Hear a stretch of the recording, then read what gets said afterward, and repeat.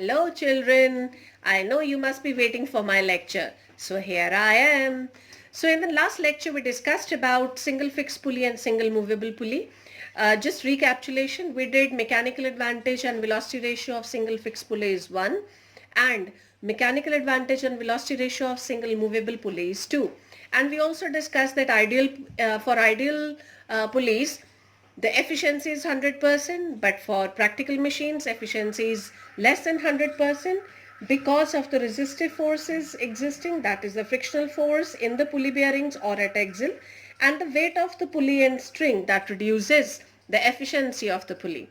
So now we are going to discuss uh, in the single movable pulley, mechanical advantage came out to be greater than, it was equal to 2. It means it was greater than 1. It means that machine was acting as a force multiplier. But if you remember, the effort applied in single movable pulley was in upward direction. That was inconvenient direction. In that pulley, even my weight was acting as a hindrance, and that increases the effort that is needed to be applied to lift the load. So is it that we could do something to reduce that? Yes, we have a solution. So what is the solution? We have single movable pulley with a fixed pulley. So you can see here in the diagram, a single movable pulley and a single fixed pulley. There is a combination of the two, right? So why it has been taken, I'll be concluding it with my lecture. But first of all, see here, this is a single movable pulley and fixed pulley. Here, load, if you check out, is being supported by two tensions, isn't it? Two tensions. Effort is being supported by one tension in a balanced position, isn't it? So for mechanical advantage, load upon effort, that is 2T by T. It means mechanical advantage comes out to be 2. That is, here mechanical advantage is greater than 1. It means this machine is going to act as a force multiplier. So what is the fun of having this combination? Because we are having the same thing, that is mechanical advantage 2 in case of a single movable pulley as well. So the best answer for this is, the reason is here the effort is being applied in convenient direction, right? So even my weight is going to support to lift the load, right? That's why even though single movable pulley and combination of a single movable pulley with a fixed pulley is giving me same mechanical advantage, even then we prefer to have combination of fixed and movable instead of only single movable pulley. The reason is because in single movable pulley effort is in inconvenient direction, whereas in the combination effort is in the convenient direction. So it's again an important question. Now next we are going to start with combination of pulleys.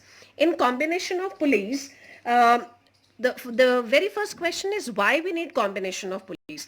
Now see here, I told you this is a combination, and what was the purpose for that? That we wanted to have mechanical advantage greater than 1, right? Because we want to multiply our force, we want our machine to act as a force multiplier. But in few cases we require a pulley system where we want our force to be multiplied many times, right? So in that case, single movable pulley is not sufficient. In that case, a combination of several pulleys with a strong thick string is used, right? So combination now can be of two types. It is using one fixed pulley and several movable pulleys, like here we have it in the diagram, right? And second is using several pulleys in two blocks, upper block and lower block, right? And in the lower block we have movable pulleys, whereas in the upper block we have fixed pulleys, right? And that is termed as a block and tackle system. But we'll be talking about combination of pulleys first of all. For the convenience, to save time, I have already drawn the diagram. So here we have combination of 3 movable pulleys and 1 fixed pulley. Now here I'm just quoting an example as given in the book, right? But otherwise we can have number of pulleys. I mean, it may vary.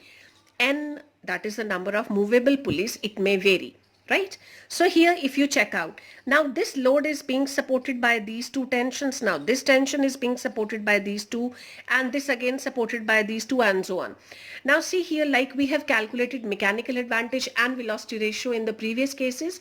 Here we are not supposed to find out, I mean here we are not supposed to work out, it's not there in syllabus, but yes, we need to remember the result.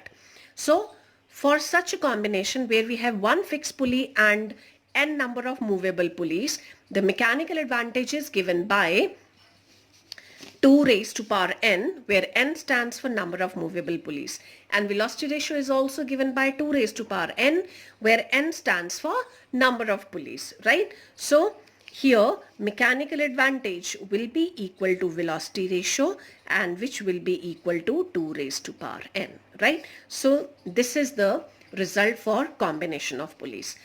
So now we are going to discuss about your block and tackle system.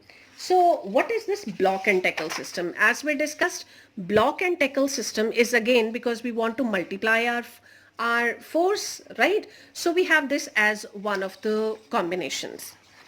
Here we have one block having several pulleys, it is attached to a rigid support, and the other block having several pulleys, they are movable pulleys, and such a system is termed as a block and tackle system. So the number of pulleys used in movable lower block is either equal to or one less than the number of pulleys in the fixed upper block. So now we are going to work on how to draw for block and tackle. So let me tell you, bache, we have numericals also related to this concept, we have diagrams also related to this concept, and we also have how to find out mechanical advantage and velocity ratio related to this concept. So you need to be a bit more attentive in this, right? Because we have to solve numericals based on this. So let me start with block and tackle. As I've already told you, the number of pulleys in the upper block is either one more or equal to the number of pulleys in the lower block. So let me start with, suppose they give you that you have 5 number of pulleys. Then how to draw for it? For that, first of all, the rigid support, right? And as told, the number of pulleys in the, like here, I have 5 number of pulleys. So it means what combination I can have? This is an odd number, right? So I can't have equal number of pulleys in upper block and lower block. It means the upper block is going to have one pulley more than the lower block. It means how many pulleys I can have in the upper block? I'll have 3 pulleys in the upper block, right? So let me draw this. 3 pulleys in the upper block. And when you will be drawing this, you need to take care that the size of the pulley goes on decreasing from top to bottom, right?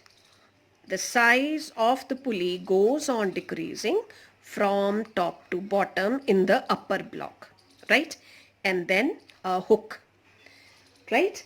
And then again a hook. Now 2 blocks in the lower,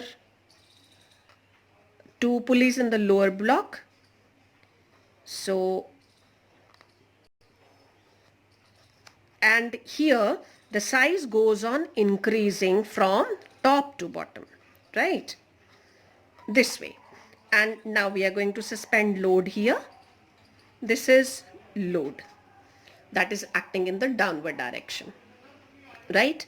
Now we want to pull this load with the help of a string, and we want effort to be applied in convenient direction, right? So here this is a rope, effort will be applied in convenient direction, right? Now how to attach this string with the pulleys? Now see here, starting from here, first pulley of the upper block, it will goes to the last pulley of the lower block. Then second pulley of the upper block, second pulley of the lower block. Then it will be the third pulley of the upper block. Now where to go? I don't have any more pulley. So where to go? I'll be going to the hook of this, right? I'll be taking one more case, but just for this, let's first of all find out mechanical advantage and velocity ratio, right? And before that, we need to mark for tension. And children, remember, whenever they give you diagram, it they distribute the marks, right? They distribute the marks, and you need to be very careful to write all the components of the diagram. Like here I have written effort and load, and balanced by the tensions, balanced by the tensions. So every string is facing a tension here, right? So how many tensions are there? If you check, 1, 2, 3, 4, 5 that are supporting the load, right? So how many tensions for the load? I have 5 tensions. How many tensions for the effort? Now see here, effort is being balanced by 1 tension. So what is the mechanical advantage? It will be given by ratio of load to effort, that is 5T by T. So it comes out to be 5, right? And what about velocity ratio? As we have already done, distance moved by effort to distance moved by load. And if you remember the very first case, right? There also suppose D is the distance moved on the application of effort. Then since this load is being supported by 5 tackles, right? So the distance that will be moved on the application of the effort and that lifts the load by distance D on the application of effort, distance D by 5 will be moved by this individual string, right? So what I'll be having now, 5D by T, so it actually comes out to be 5 only, right? So here the velocity ratio, the mechanical advantage and velocity ratio comes out to be 5. What about efficiency now? What about efficiency? As we know that efficiency is given by ratio of, as efficiency is given by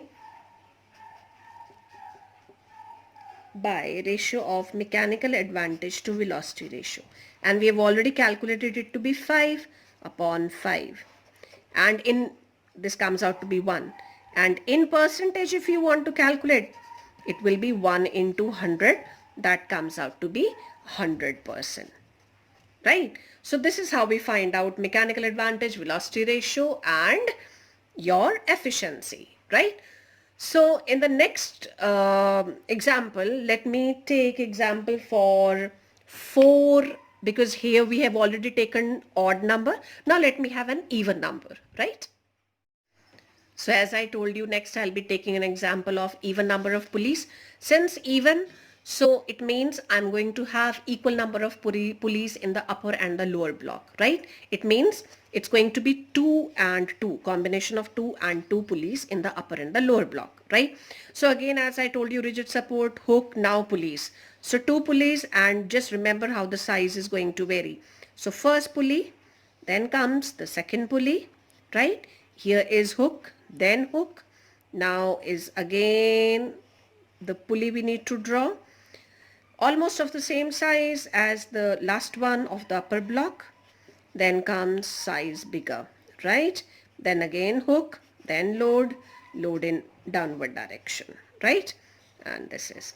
So again, convenient direction, effort is in convenient direction, right? Effort is in convenient direction. Now, how to move the string? First, last. Second last. Now where to go? No more pulley. Now the upper. If we are moving from the lower pulley, then the thread will go to the upper hook, and like in the last example where we had odd number of pulleys, if you remember, here it was in the upper block, then we move to the lower hook, right? This we need to remember. So we have here, now let's mark for the tensions.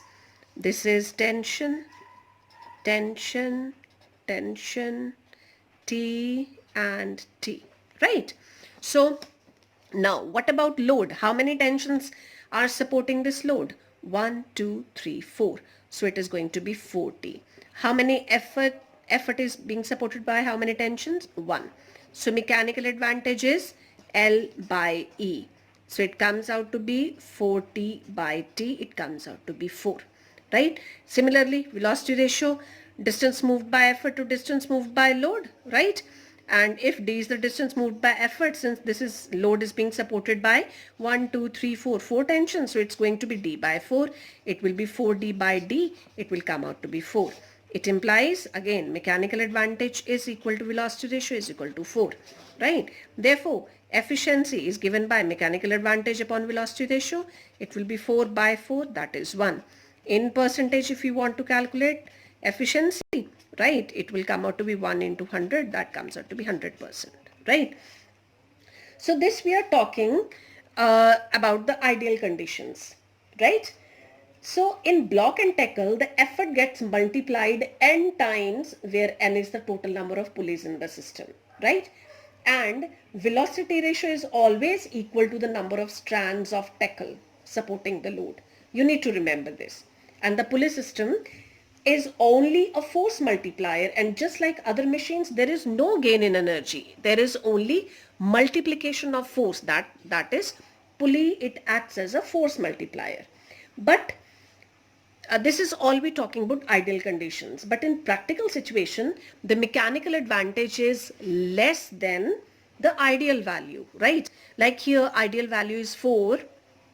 But if we talk about practical example, it will come out to be less than 4, right? And velocity ratio, it will remain 4.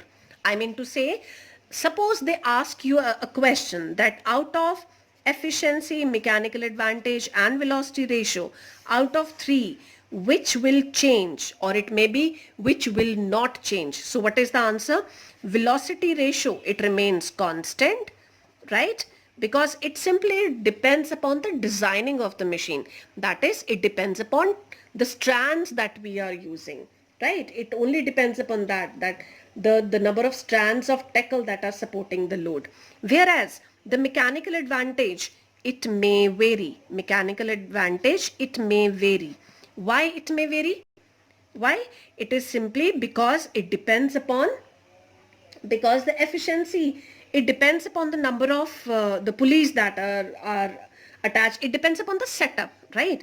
So if there is force of friction, if the weight of the pulleys or is more, so it is actually going to affect the mechanical advantage, the advantage that we get from a machine, right? So the efficiency is reduced due to the weight of the lower block of pulleys.